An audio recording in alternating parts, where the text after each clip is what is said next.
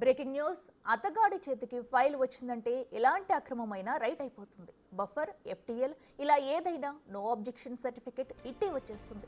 ఇది ఉమ్మడి రంగారెడ్డి జిల్లాలోని మైనర్ ఇరిగేషన్ లో ఏఏఈగా పనిచేసి సస్పెండ్ అయిన నికేష్ కుమార్ వ్యవహారం. తాజాగా ఏసీబీ జరిపిన తనిఖీల్లో లెక్క చూపని ఆస్తులు పెద్ద ఎత్తున వెలుగు చూడటం నీటిపారుదల వర్గాలను ఆశ్చర్యానికి గురిచేస్తుంది. హైదరాబాద్ శివార్లలో రియల్ ఎస్టేట్ కు సంబంధించి కన్స్ట్రక్షన్లకు ఎడాపెడా అనుమతులు జారీ చేసి జేబులు నింపుకోవడంతో దిట్టగా నికేష్ కు పేరుంది. ఇలా అవినీతి చేసి జేబు నింపుకున్న సొమ్ము ఒకటి కాదు, రెండు కాదు, ఏకంగా 200 కోట్లకు పైమాటే. ఏసీబీ చరిత్రలోనే ఇంత పెద్ద మొత్తంలో ఆస్తులను గుర్తించడం ఇదే తొలిసారని ఏసీబీ అధికారులు అంటున్నారు. జీహెచ్ఎంసీ పరిధిలో దాదాపు 1720 చెరువుల్లో కనీసం 30% చెరువులు పూర్తిగా కనుమరుగయ్యాయి. వీటిలో భవనాలు నిర్మించుకున్న వారు దొడ్డిదారిన అనుమతులు పొందినట్లు ఇప్పటికే ప్రభుత్వ దృష్టికి వచ్చింది. వాటిలో నికేష్ భారీ నిర్మాణాలకు, విలువైన భూములకు ఎన్ఓసీలు జారీ చేసి ఉంటారన్న చర్చ జరుగుతుంది. బఫర్ను మింగిన ఘనుడుగా నీటిపారుదల శాఖలో ప్రచారంలో ఉంది.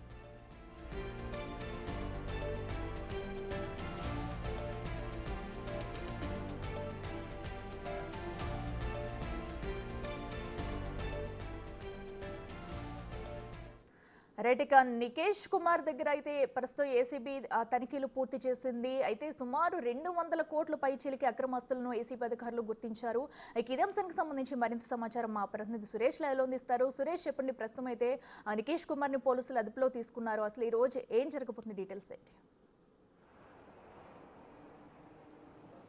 రాత్రి 11 గంటల వరకు నికేష్ నివాసంతో పాటు ఆయన బంధువులు, బినామీ ఇళ్లలో సోదాలు చేశారు. 11 గంటలకి నికేష్ని అరెస్ట్ చేస్తున్నట్టు ఏసీబీ ప్రకటన విడుదల చేయడం జరిగింది. ప్రస్తుతం ఏసీబీ నికేష్ను అదుపులోకి తీసుకొని నాంపల్లిలోని ఏసీబీ కార్యాలయానికి తీసుకొచ్చారు. ప్రస్తుతం ఇక్కడే ఉన్నాడు అతను. అతనికి సంబంధించిన కీలకమైన డాక్యుమెంట్స్ అన్నీ కూడా స్వాధీనం చేసుకోవడం జరిగింది. దాదాపు శంషాబాద్, మియాపూర్, కుకట్పల్లిలో 2 కమర్షియల్ కాంప్లెక్స్లతో పాటు కొన్ని అపార్ట్మెంట్లో ఫ్లాట్స్, అదేవిధంగా open land, agriculture land, farm హౌస్లు ఇలాంటి అనేక అక్రమ ఆస్తులను గుర్తించడం జరిగింది. తాను ఈ 4 ఏళ్లలో అంటే 2020 నుంచి 2024 వరకే దాదాపు 200 కోట్లని సంపాదించినట్టు తెలుస్తుంది. ఇరిగేషన్ శాఖకు సంబంధించి అసిస్టెంట్ ఎగ్జిక్యూటివ్ ఇంజనీర్గా పనిచేసినటువంటి నికేష్ కుమార్ తాను తీసుకున్న లంచాల్లో కింది స్థాయి అధికారి నుంచి పై స్థాయి అధికారి వరకు నేను అందించానని చెప్పేసి కూడా ఏసీబీ విచారణలో వెల్లడైనట్టు తెలిసింది. గతంలోనే ₹1,00,000 లంచం తీసుకుంటూ ఏసీబీ అధికారులకు రెడ్ హ్యాండెడ్గా పట్టుబడడం జరిగింది. అప్పుడు రిమాండ్ చేశారు. మళ్ళీ రెండోసారి ఏసీబీ అధికారులు ఇప్పుడు ఆదాయానికి మించిన ఆస్తుల కేసులో అరెస్ట్ చేశారు. మరికొద్ది సేపట్లోనే న్యాయమూర్తి నివాసంలో హాజరుపరిచే అవకాశం కనబడుతుంది. ఈరోజు ఆదివారం కోర్టుకు సెలవు కావడంతో ఏసీబీ న్యాయమూర్తి నివాసంలో ఈరోజు ఆయనని హాజరుపరిచే అవకాశం కనబడుతుంది. ఇక మరిన్ని డాక్యుమెంట్స్ లభ్యమయ్యాయి కాబట్టి ఈరోజు మరో ప్రెస్ నోట్ రిలీజ్ చేసే అవకాశం కనబడుతుంది. దాదాపు 19 చోట్ల ఈయన బంధువులు, ఆయన అత్తగారింటితో పాటు ఆయన బినామీలకు సంబంధించిన ఇళ్లల్లో కూడా చాలా కీలకమైన డాక్యుమెంట్లను స్వాధీనం చేసుకోవడం జరిగింది. అయితే బహుళ అంతస్తులు, ఎందుకంటే హైరీజ్ అపార్ట్మెంట్లు నార్సింగ్, గండిపేట్, కోకాపేట్, సన్ సిటీ ఇలాంటి ప్రాంతాల్లో ఆయన అనుమతులు ఎన్ఓసి జారీ చేయడం జరిగింది. ఎన్ఓసి జారీ చేస్తేనే నిర్మాణాలకి అనుమతి ఉంటుంది కాబట్టి ఇరిగేషన్కి సంబంధించిన ఎన్ఓసీలు అన్నీ కూడా ఖరీదైన ఏరియాలో ఆయన పనిచేశాడు కాబట్టి మినిమం 5 లక్షల నుంచి 50 లక్షల వరకు లంచాలు తీసుకునేదని చెప్పేసి కూడా ఏసీబీ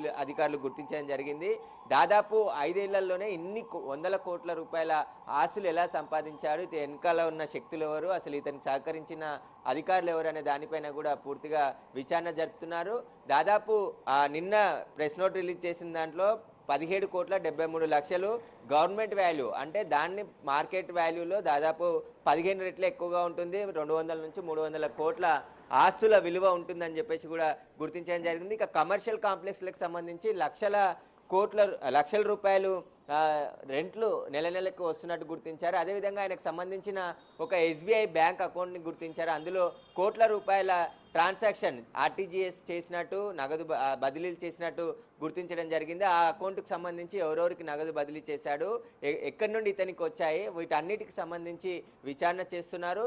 రిమాండ్ చేసిన తర్వాత మళ్ళీ కస్టడీకి తీసుకొని విచారించే అవకాశం కనబడుతుంది. ఎందుకంటే నార్సింగ్, కోకాపేట ఇదంతా కూడా ఐరీజ్ అపార్ట్మెంట్లకి ఇరిగేషన్ నుంచి ఎన్ఓసికి చాలా కీలకమైన పాత్ర నికేష్ కుమార్ పోషించినట్టు తెలుస్తుంది. ఇతని ఆధ్వర్యంలోనే ఇరిగేషన్లో భారీ అవినీతి జరిగి ఉంటుంది. ఒక అసిస్టెంట్ ఎగ్జిక్యూటివ్ ఇంజనీరే ఇన్ని వందల కోట్లు సంపాదిస్తే మిగతా అధికారులకి ఎంత పెద్ద మొత్తంలో ముడుపులు చెల్లించాడు అని చెప్పేసి కూడా ఏసీబీ అధికారులు అనుమానిస్తున్నారు. ఇతనికి సంబంధించిన ఖరీదైన ఫామ్ హౌస్లు, విల్లాస్, దాదాపు 3 విల్లాస్ను కూడా గుర్తించడం జరిగింది. ఇక మొయినాబాద్లో 6.5 ఎకరాలు, కొల్లూరులో 15 ఎకరాల అగ్రికల్చర్ ల్యాండ్ను కూడా గుర్తించడం జరిగింది. ఇవన్నీ కూడా ఈ 5 ఏళ్ల కాలంలోనే ఆయన సంపాదించి కొనుగోలు చేసినట్టు గుర్తించడం జరిగింది. దాదాపు 10 ఏళ్ల నుంచి ఆయన సర్వీస్లోకి వచ్చాడు, కానీ కళ్ళు చెదిరిపోయే విధంగా ఆస్తులు సంపాదించాడు. అతను సంపాదించడం కాకుండా పై స్థాయి అధికారులకు కూడా డబ్బులు అందించినట్టు చెప్తున్నారు. కాబట్టి దీనికి సంబంధించి ఏసీబీ అధికారులు దర్యాప్తు చేస్తున్నారు. అతనికి సంబంధించిన కీలకమైన సమాచారాన్ని రాబట్టే నిన్న ఏకకాలంలో 13 చోట్ల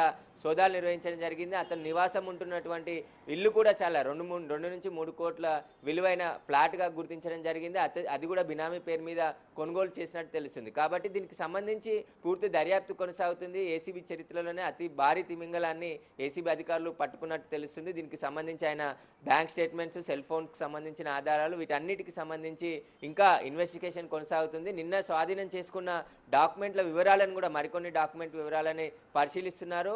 ఈయన లంచం రూపంలో, ఆస్తుల రూపంలోనే లంచాలు తీసుకున్నట్టు ఏసీబీ అధికారులు గుర్తించడం జరిగింది. ఎందుకంటే బిల్డింగ్లకు ఎన్ఓసి పర్మిషన్ ఇచ్చింది కాబట్టి అక్కడే ఆయన పేరు మీద, ఆయన బినామీల పేరు మీద ఆస్తులు రాయించుకున్నట్టు కూడా ఏసీబీ అధికారులు గుర్తించడం జరిగింది. దాదాపు ఇప్పటి వరకు 2 నుంచి 300 కోట్లు గుర్తించడం జరిగింది. ఈ ఆస్తుల విలువ ఇంకా మరింత పెరిగే అవకాశం కనబడుతుంది. మరికొద్దిసేపట్లోనే ఏసీబీ న్యాయమూర్తి ముందు నికేష్ కుమార్ని హాజరుపరిచిన తర్వాత రేపు కస్టడీ పిటిషన్ వేసి ఆయనను కస్టడీకి తీసుకొని విచారించనున్నట్టు తెలుస్తుంది.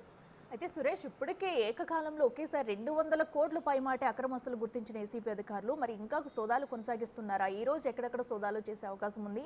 అలాగే ఆయన అకౌంట్లో కూడా క్రోడ్స్లో కూడా ట్రాన్సాక్షన్ అయింది, అవి ఎవరెవరికి చేశారు అనే డీటెయిల్స్ ఈ రోజు బయట పెట్టే అవకాశం కనిపిస్తుందా? అండ్ అలాగే ఆయనకి లంచాలు ఇచ్చింది ఎవరు అనేది కూడా వీళ్ళు బాధ్యతల్ని బయటకు తీసుకొచ్చే అవకాశం ఏమైనా ఉందంటారా? గతంలో ఒక బాధితుడు ఇచ్చిన ఫిర్యాదు మేరకే నికేష్ కుమార్ని రెడ్ హ్యాండెడ్గా లంచం ఇస్తూ తీసుకుంటుండగా పట్టుకోవడం జరిగింది. ఆ ఫిర్యాదులు కూడా ఇంకా వచ్చే అవకాశం ఉంది. ఎందుకంటే నార్సింగ్ ఏరియాలో అనేక ఐరీస్ అపార్ట్మెంట్స్ వచ్చాయి. అక్కడ చెరువులకు సంబంధించి ఎన్ఓసి, ఇరిగేషన్కి సంబంధించిన ఈ అధికారుల నుంచి ఎన్ఓసి కంపల్సరీ ఉంటుంది. కాబట్టి ఆ ఎన్ఓసి జారీ చేయడానికే పెద్ద మొత్తంలో లంచాలు తీసుకున్నట్టు తెలుస్తుంది. కానీ అసిస్టెంట్ ఎగ్జిక్యూటివ్ ఇంజనీర్గా ఉన్నటువంటి నికేష్ కుమార్ ఇన్ని 100 కోట్ల రూపాయలు ఏ విధంగా సంపాదించాడు, ఇతనికి సహకరించిన పై స్థాయి అధికారులు ఎవరు, వీరి వెనకాల ఉన్నవారు ఎవరు అనే దానిపై కూడా ఏసీబీ అధికారులు ఆధారాలు ఇప్పటికే సేకరించినట్టు తెలుస్తుంది. నిన్న ఏకకాలంలోనే 19 చోట్ల సోదాలు చేశారు. దాదాపు 150 నుంచి 200 మంది ఏసీబీ అధికారులు ఈ సెర్చ్లో పాల్గొనడం జరిగింది. నిన్న అర్ధరాత్రి వరకు సోదాలు పూర్తయ్యాయి. పూర్తయిన సోదాల్లో లభ్యమైనటువంటి డాక్యుమెంట్స్ అన్నిటిని కూడా ఏసీబీ అధికారులు పరిశీలిస్తున్నారు. వాటికి సంబంధించిన బినామీల లిస్టు కూడా ఇంకా పెరిగే అవకాశం ఉంది. కాబట్టి ఇతను ఎక్కడెక్కడ అనుమతులు ఇచ్చాడు, ఈయన ఎన్ఓసీలు ఎక్కడెక్కడ జారీ చేశాడు, ఎంత పెద్ద మొత్తంలో అమౌంట్ తీసుకున్నాడు, వీటన్నిటికి సంబంధించి కొంతమంది బాధితుల స్టేట్మెంట్ కూడా రికార్డ్ చేసే అవకాశం ఉంది. ఇతను పనిచేసిన బండ్లగూడ, జాగీరు, అదేవిధంగా నార్సింగ్, కోకాపేట, గండిపేట ఇట్లాంటి ప్రాంతాల్లో ఎక్కడెక్కడ ఎన్ఓసీలు జారీ చేశాడు, ఏ సంస్థలకు ఎన్ఓసీలు జారీ చేశారు, ఎవరి ఆదేశాల మేరకు ఎన్ఓసీలు జారీ చేశారు, ఎంత పెద్ద మొత్తంలో రిటర్న్స్ ఇతను లంచంగా తీసుకున్నాడనే దానిపైన ప్రస్తుతం ఏసీబీ ఫోకస్ పెట్టింది. గత 4 సంవత్సరాల్లో ఇచ్చిన ఎన్ఓసీలకు సంబంధించిన పూర్తిగా పరిశీలిస్తున్నారు. ఇతను ఎన్ఓసీలకు సంబంధించి ఎన్ని జారీ చేశాడు, ఇంకా ఎన్ని లంచాలు తీసుకున్నాడు అనే దానిపైన పూర్తి దర్యాప్తు చేస్తున్నారు. ఈరోజు నికేష్ కుమార్కి సంబంధించి మరో ప్రెస్ నోట్ రిలీజ్ చేసే అవకాశం ఉంది న్యాయమూర్తి ముందు హాజరుపరిచిన తర్వాత. ఎందుకంటే నిన్న సాయంత్రం వరకు జరిగినటువంటి సెర్చింగ్కి సంబంధించే ప్రెస్ నోట్ రిలీజ్ చేశారు. ఇప్పుడు సోదాలన్నీ పూర్తయ్యాయి. కాబట్టి ఈ 19 చోట్లలో ఎక్కడెక్కడ ఎలాంటి డాక్యుమెంట్లు లభ్యమయ్యాయి, ఈయన బినామీలు ఎవరెవరు ఉన్నారు, ఇతనికి సంబంధించిన పూర్తి ఆధారాలను కూడా ఏసీబీ ఈరోజు వెల్లడించే అవకాశం ఉంది. Right Suresh, thank you.